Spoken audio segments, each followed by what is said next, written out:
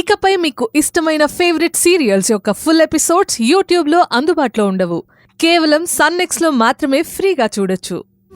జగన్, ఇంకా ఇలాగే ఉన్నావేట్రా? ఊరికి వెళ్దామని చెప్పాను కదా, త్వరగా రెడీ అవ్వు. ఏంటి మేడం? నేను జగన్ ఊరు వెళ్తున్నాం. పొలం ఎంత రేటు పలుకుతుందో ఎంక్వైరీ చేసి దాన్ని అమ్మేసి వస్తాం. అమ్మా, నాకు హెల్త్ బాగాలేదు, నేను రాలేను, నువ్వు వెళ్ళిరా. అలా అంటావేట్రా? ఈ పొలం అమ్ముతున్నది నీకోసం, నిన్ను మళ్ళీ మామూలు మనిషిగా చూడ్డం కోసం. లేదమ్మా, నాకింకా మనసు కుదురుగా లేదు. నువ్వు వెళ్ళి అన్నీ చక్కపెట్టుకునిరా. నాకు పాత జగన్లా మారతానని మాటిచ్చావు కదరా, ఇంతలోనే ఏమైంది? వెళ్దాం పదా. మేడం, ఆయన పరిస్థితి అర్థం చేసుకోండి. ఆయన్ని ఫోర్స్ చేయొద్దు. అలా అంటే ఎలా సిరి? ఇప్పటికే ఎవరి దయాదాక్షిణ్యాల మీద ఆధారపడి బతుకుతున్నాం. మరి కొంతకాలం అయితే అది కూడా కుదరకపోవచ్చు. ఈలోగానే మన కాళ్ళ మీద మనం నిలబడాలి. నిజమే మేడం, ఇప్పుడు ఏం చెయ్యాలన్నా మనకి డబ్బు కావాలి కదా. కొంతమంది మన దగ్గర డబ్బులు తీసుకున్నారు. వాళ్ళ నుండి ఆ మనీ కలెక్ట్ చేసుకుని మళ్ళీ బిజినెస్ మొదలు పెడదాం. అంతవరకు వెయిట్ చేద్దాం. మనకి రావాల్సిన డబ్బే ఉండగా పొలం అమ్మాల్సిన అవసరం ఏంటి మేడం? మీరు రిలాక్స్డ్గా కూర్చోండి. నేను వెళ్ళి మనకి రావాల్సిన వాళ్ళ దగ్గర డబ్బు కలెక్ట్ చేసుకుని వస్తాను. మరొకళ్ళ నుంచి డబ్బు కలెక్ట్ చేయడం అంత తేలిక కాదు సిరి. కొంతమంది దగ్గర డబ్బు లేకపోవచ్చు, మరి కొంతమంది ఉన్నా ఇవ్వకపోవచ్చు. అయినా మన దగ్గర ఉన్న ఆస్తిని వదిలేసి ఎవరో ఇవ్వాల్సిన డబ్బుల కోసం తిరగడం ఎందుకు చెప్పు? పొలం అమ్మి వెంటనే బిజినెస్ మొదలు పెడదాం. మేడం, మీకు జగన్ గారి పరిస్థితి అర్థం కావట్లేదు. ఆయన పూర్తిగా సిద్ధం కాకుండా బిజినెస్ మొదలు పెడితే పరిస్థితి మళ్ళీ మొదలుకొస్తుంది.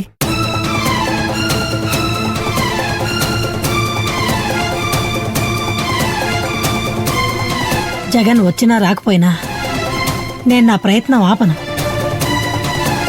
నా కొడుకు కోసం ఆ వ్యాపారం ఏదో నేనే చేస్తాను. అమ్మా, ఈ వయసులో నువ్వు కష్టపడ్డావేంటి? కష్టపడ్డానికి వయసేమిట్రా?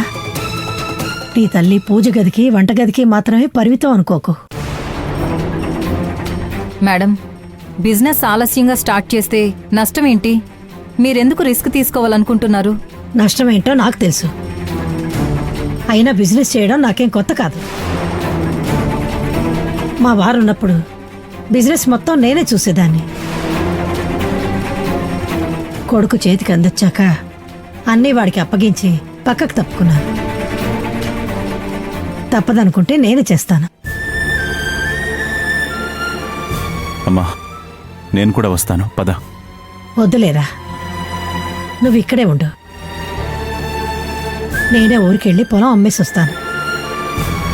ఈలోగా నువ్వు మామూలు మనిషి అవడానికి ట్రై చేయి. అది కాదమ్మా.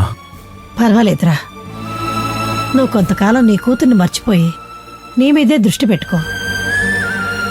అప్పుడే ఈ తల్లి సంతోషిస్తుంది. సార్, పొలం అమ్మడానికే కదా మేడం వెళతానంటున్నారు. ఈలోపు మీరు కోలుకోవడానికి ట్రై చేయండి. అవునరా, నేను వెళ్ళొస్తాను. నువ్వు జాగ్రత్తగా ఉండు.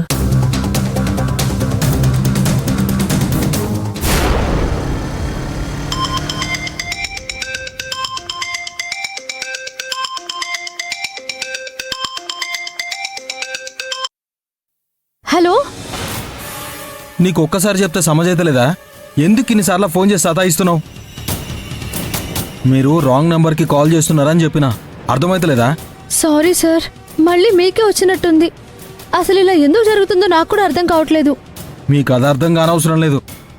ఇంకొకసారి నాకు కాల్ చేయొద్దని అర్థమైతే చాలు. అది కాదు సార్. హలో, చెప్తుంటే సమజైతలేదా? ఇంకొకసారి నాకు కాల్ చేస్తే బాగోదు. నేనేం చేస్తానో నాకే తెలియదు. సార్ సార్, ప్లీజ్ సార్, ఒకసారి నేను చెప్పేది వినండి సార్. నువ్వు చెప్పే సోదంతా ఇనుకుంటా కూర్చునే టైం మాకు లేదు. రెక్కాడితే గాని డొక్కాడని బడుగు జీవులం. మా పని మమ్మల్ని చేసుకొని.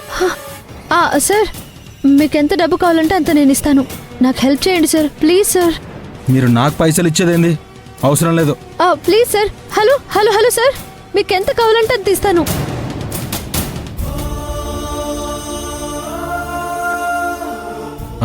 ఇంతకు ముందేమన్నారు? నాకు హెల్ప్ చేస్తే మీకు కావలసినంత డబ్బులు ఇస్తాను. నిజంగా పైసలు ఇస్తారా? నన్ను ఈ కష్టం నుంచి బయటపడేస్తే మీరు అడిగినంత డబ్బు ఇస్తాను. మా దగ్గర బోల్డ్ అంత డబ్బు ఉంది. చూడండి, పైసలంటే నాకు ఇష్టం లేదు, ఆశ కూడా లేదు. అయినా ఈ డీల్కి ఒప్పుకుంటున్నా. ఎందుకో తెలుసా? నాకు ఒక సమస్య ఉన్నది. అది సాల్వ్ చేసుకోవాలంటే 3 లక్షలు కావాలి. 3 లక్షలు కాదు సార్, మీకు అంతకు రెట్టింపిస్తాను. ఇంకా కావాలంటే మీరు అడిగినంత ఇస్తాను. చూడండి, నేను పైసల కోసం గడ్డి తినే మనిషిని కాదు. మీరు ఇస్తా అన్నారు కదా అని అవసరానికి మించి ఒక్క పైసా కూడా తీసుకోను. ఎందుకంటే కష్టపడకుండా వచ్చే పైసల మీద నాకు ఆశ లేదు. నాకు 3 లక్షలు ఇవ్వరి చాలు. మీకే హెల్ప్ కావాలనో చెప్పురి, నేను చేస్తా. సార్, ఇప్పుడు నేను ఎక్కువసేపు మాట్లాడే పరిస్థితుల్లో లేను.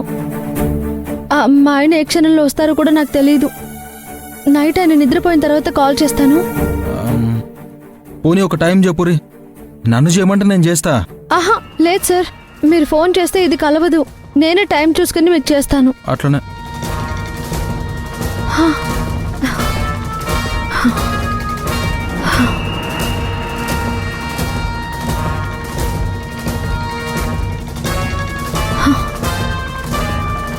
ఎవరి అమ్మాయి?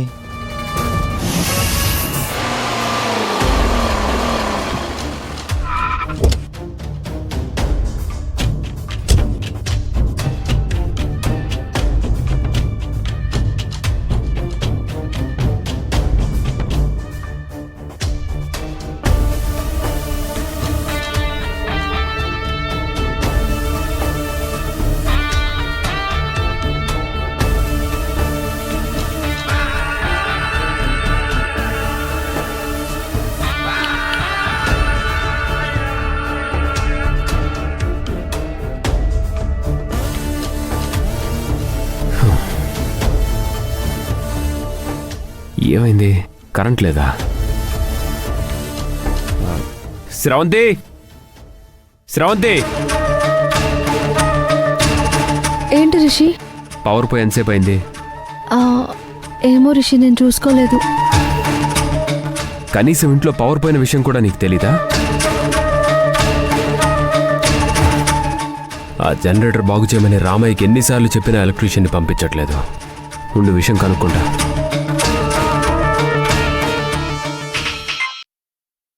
సార్ చెప్పండి. చూడండి, కరెంటు పోయి చాలాసేపు అయింది. అదేంటి సార్, జనరేటర్ ఉంది కదా, ఆన్ చేయించమంటారా? జనరేటర్ కూడా పనిచేయట్లేదు. అర్జెంట్గా ఎవరినైనా ఎలక్ట్రీషియన్ పంపించండి. అలాగే జనరేటర్ కూడా రిపేర్ చేయించండి. సరే సార్, వెంటనే పంపిస్తాను సార్.